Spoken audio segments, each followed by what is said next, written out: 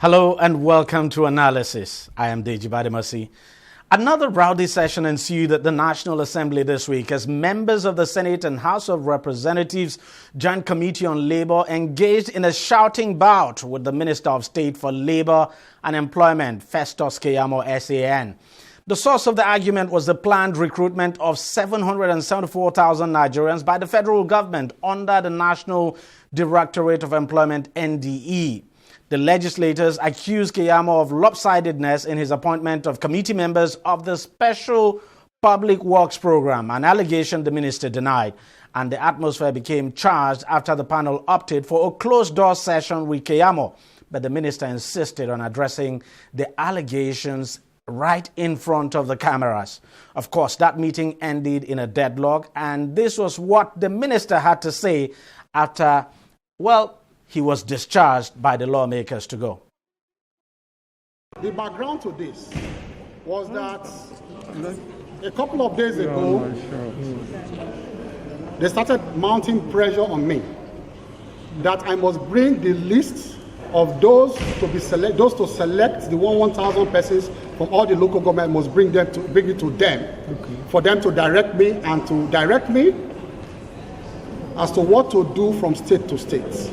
The chairman insisted I must come to them privately for them to hand over to me certain instructions as to how this program will be done across the country.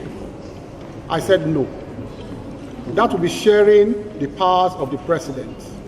I can only be answerable for what I have done by virtue of the provisions of the Constitution.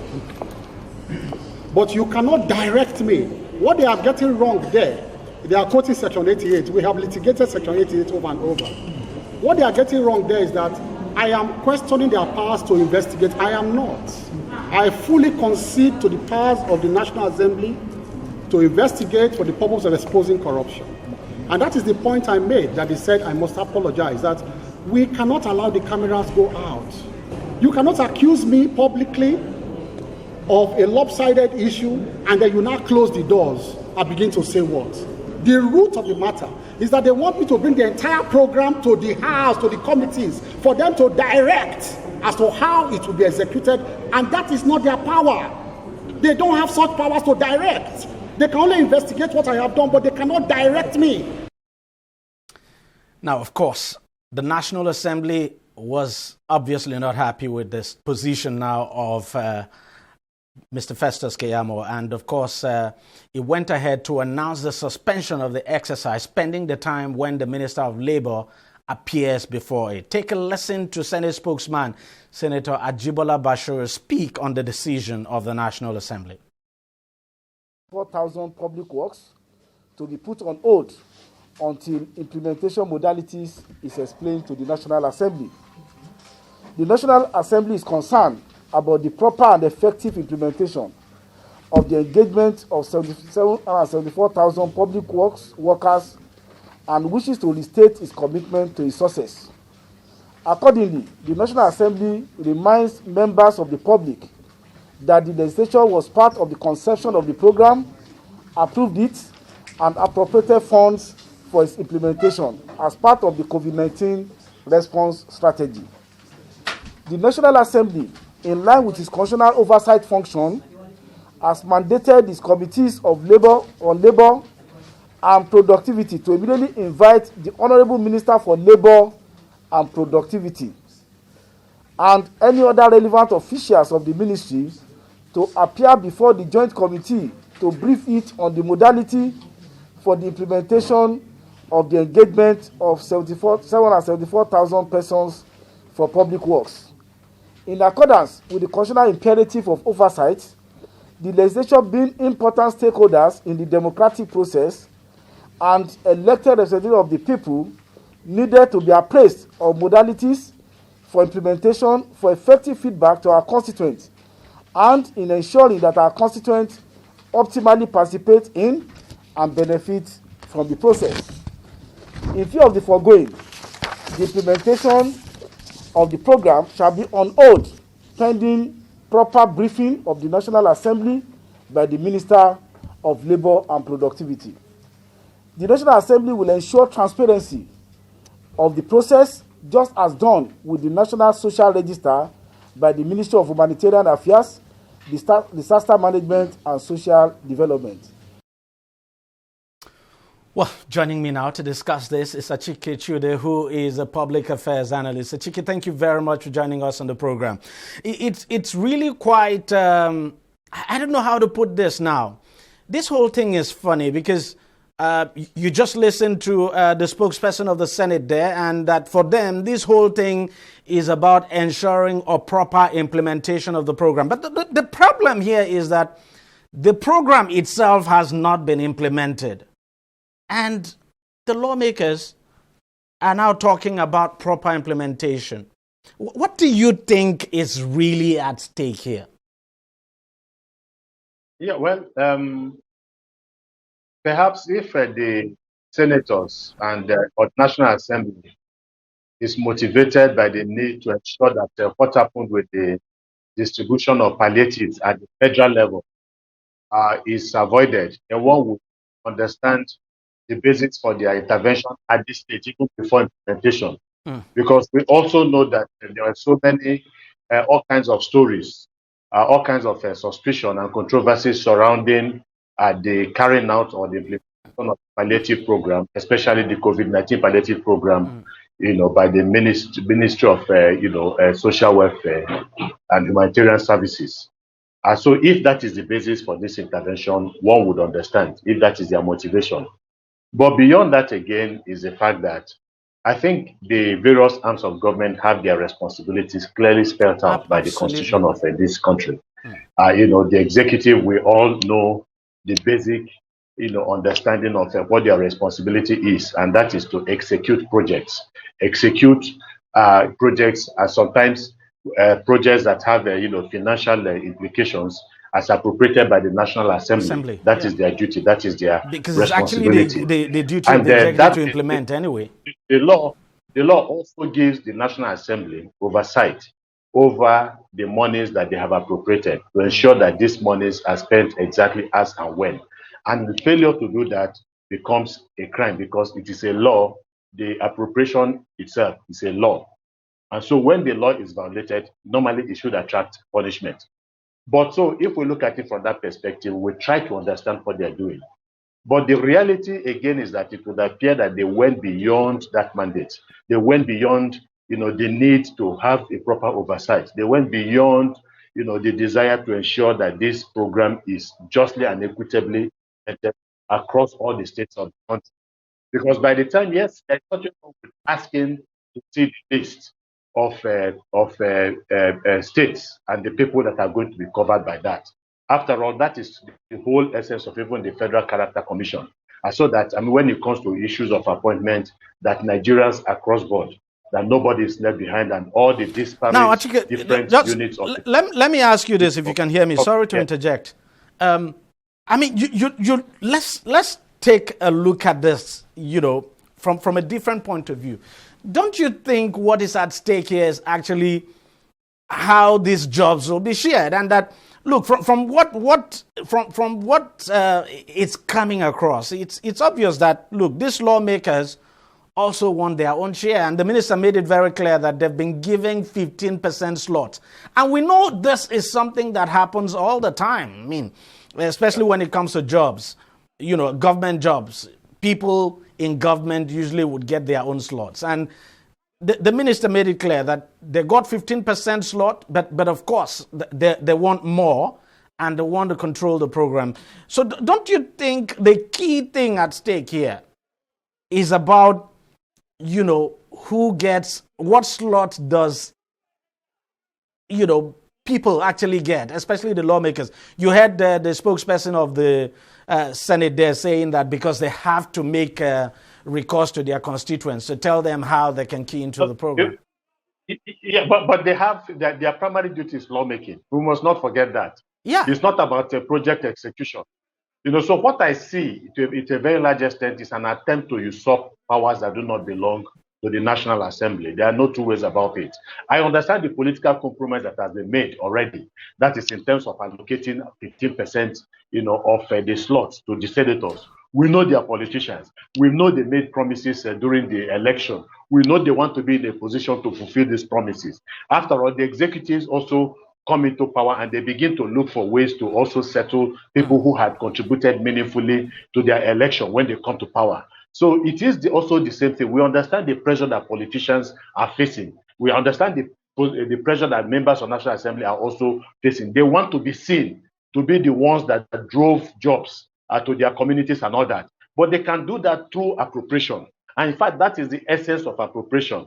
So this, again, is part of that appropriation that has been made by the National Assembly, the execution of which lies within the purview of the federal executive government of Nigeria. And I think that appropriate, compromise has been made.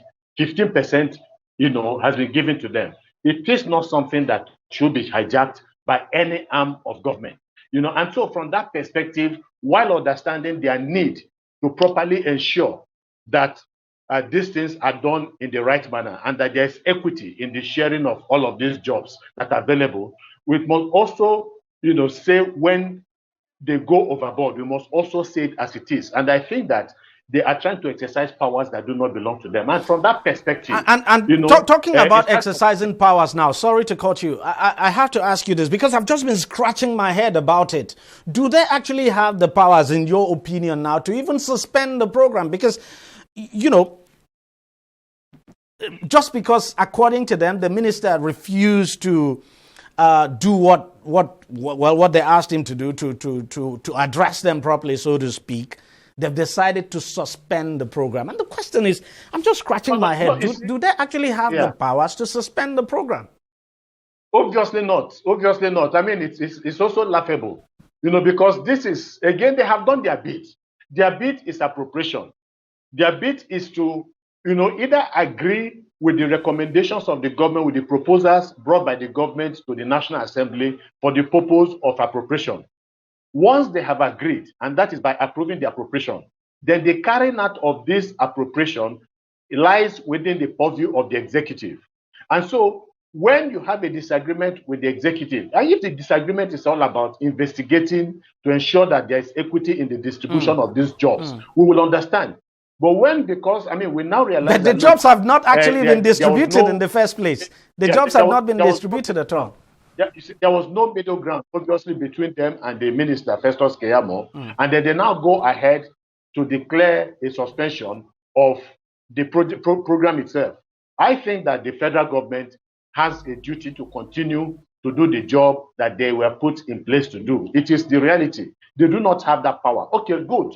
Even if we assume that they have the power, how are they going to carry out the instruction to suspend the job? They do not have the full benefits of the Nigerian police or the security forces in the country. So how are they now going to go around the entire states of the country where the programs are being implemented and ensure that there's a cessation, of these jobs? It's not of the project. It is not possible because that lies within the purview of the federal executive government, and it is an executive fiat.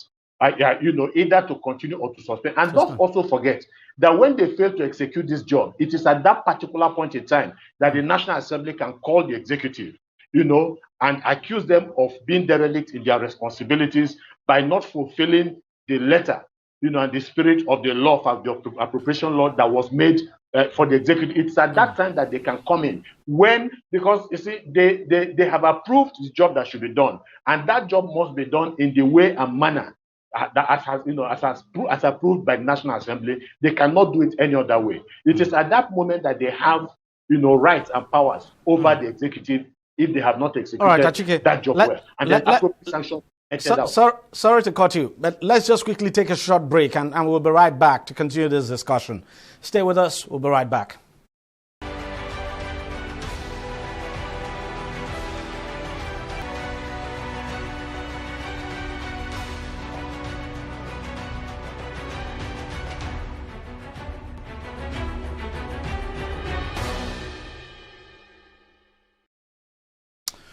Welcome back, and if you've just joined us, you're watching Analysis, and today on the program I have CHUDE, who is a public affairs analyst, and we're taking a look at the face-off between the Minister of State for Labour, Festus Keyamo, and the National Assembly over, of course, the temporary jobs that the federal government actually announced it was going to carry out. That's to employ 774 people in all 774,000 persons now in all 774 local government areas of the country. Achike, thank you very much for staying with us on the program. Are you surprised? Look, the jobs we're talking about here are temporary jobs. They are ad hoc jobs. These are jobs that will last for just 3 months. And of course, the beneficiaries are supposed to be paid 20,000 naira per month. It involves cleaning of drainage, sweeping, and what have you. These are jobs for what you would want to call the poorest of the poor. And it's generating so much. And quite surprisingly, too, the lawmakers actually want a piece of the pie so that they can distribute to, well, they say to their constituents, so to speak. Yeah, I'm only guessing at what you're saying. I think there is a problem with the audio, but I think if I got you correctly, you are talking about the nature of the jobs. These are menial jobs. These are menial jobs. So why should it generate so much controversy? So much brouhaha, over the job. I think this is. I think it's an unnecessary distraction. Really, because it's not as if these jobs are going to meaningfully change or transform the lives of the recipients of the job. These are jobs that are supposed to last a few months, maybe about 3 months and all that. So I guess that you would expect that if there's going to be any serious controversy, it must be on something that will more meaningfully benefit Nigerians across board. The reality is this. Look, the senators would have discharged their responsibilities by ensuring that there's equity in the distribution of these jobs. Because once there are 21 states, 36 states in the country plus the Federal Capital Territory, there are about 774 local government councils in Nigeria. So you have about, I think, 8,000 jobs for each of the states. Each of the local government areas. Proportionally and equitably. So now at that level, what you now do is to ensure as members of National Assembly that you liaise with your state administration to ensure that each of these 1,000 jobs are distributed also the way they are distributed across the 36 states of the country and across the 774 local governments of the country, to ensure that they are distributed equally, equitably across all of the local governments in each of the states of this country. And then it is clear to the people ultimately at the end of the day that even if the federal government beats its chest that yes, we are the ones that implemented this job, you can also beat your chest that we were the ones that appropriated funds and agreed that this project was going to be done in your constituency. So, any way you look at it, the benefits of this job, whether they are manual jobs, whether they are low-paying jobs or high-paying jobs, will rub off on the members of the National Assembly because they appropriated the money. They agreed for the job to be done in the first place. So there is no, if you look at it from that perspective, there is absolutely no reason for distracting us with this, kind of thing that happened yesterday at the floor of the National Assembly. It's not absolutely not necessary at all. We should go beyond that. Another question I have to ask you is this: if the lawmakers are saying the whole thing is suspended, the question then is who benefits from the suspension? Because look, COVID-19 is ravaging the entire country. People are broke in this country. The poor are finding it very difficult to fend for themselves. And the whole idea of these jobs is to put money in the pockets of people. Of course, it's just for 3 months, but then it's something. So if you're now suspending it altogether, who benefits? Yeah, well, of course, it is going to benefit the same people whose interests they are trying to protect, or they tell us they are trying to protect. So that is not exactly very palatable. I think that there's a lot of ego playing out there, and you cannot govern a country, on the basis of sentiment, emotion, and ego. I think that both arms of government should reach out to one another so that there is no stoppage of this project, because just like you have rightly said, it is going to affect the very people that the federal government is trying to protect, the federal government is trying to, provide for, and the members of National Assembly are also trying to provide for. So there's commonality of interest. And if there's commonality of interest, then we will not understand why we're having this kind of controversy that might eventually lead to the people they are both interested in suffering needlessly. It does not make sense. It is not good politics. And I think it is time that we begin to hold our representatives, both at the federal executive level and at the National Assembly to higher standards of modicum of behavior, over matters that touch the lives of the people. It is a priority. You cannot sustain it. It is a bad test. So I think they should look for a way. After that, you realize that a lot of the people that are in the National Assembly are members of the ruling political party, the APC. Absolutely. Who should be having a common agenda with members of the executive. And there lies the contradiction of having a government that is in constant turmoil with itself, where when it comes to issues of policy, there should be unanimity of agreement, unanimity of action between the National Assembly and the members of the executive, and yet you have all kind of contradictions in the relationship. To be candid, if you ask me, I would say it's even good that we're seeing this, that we are not seeing too much cooperation, so to speak, and that we're seeing them challenge themselves. But very quickly now, before we wrap up, some people have said, look, this may have political consequence for the minister. I mean, the Minister of State, Festus Keyamo, because, the lawmakers basically made it very clear anyway when they were having the exchanges. We heard some of the lawmakers, for instance, saying, look, we appointed you. Remember, you are still going to come to us. So you think the minister risk a political consequence for this? For this? Deji, what it tells you is that our democracy has not been elevated. From 1999 to date, about 21 years of unbroken democracy. You will expect that where we are today, we would have left it a very long time ago. But, and the impression you have, and that is even worrisome, it would appear from what we see, what we experience every day, it would appear that even the villains of yesteryears, and let me use that word, in quotes, that even the villains of yesteryears seem to be better sometimes than the saints of today. And it is a worrisome sight. I mean, it's a worrisome issue that at this particular point in time, I mean, you are using this kind of language because there is a disagreement on policy, there's a disagreement on how you think a job should be done by an arm of government, and then you are now telling that arm of government that is supposed to be working on behalf of the people, and you are also supposed to be working on behalf of the people. You are now telling that arm of government that once they come to the chambers of the National Assembly, we will remember that we are not happy with you and we're going to act accordingly. When two elephants fight, we have been told an everyday African adage, it is the grass that is going to suffer. The grass in this case is the same grass that both the executive says they are protecting, the National Assembly says they are protecting. So why would we allow that grass to suffer? I mean, it does not make sense. It doesn't at all. Thank you very much, Achike, for joining us on the program and for your thoughts there. Thank you very much. Well, that's it on the program. Thank you very much for watching. We'll see you again next week. Bye-bye.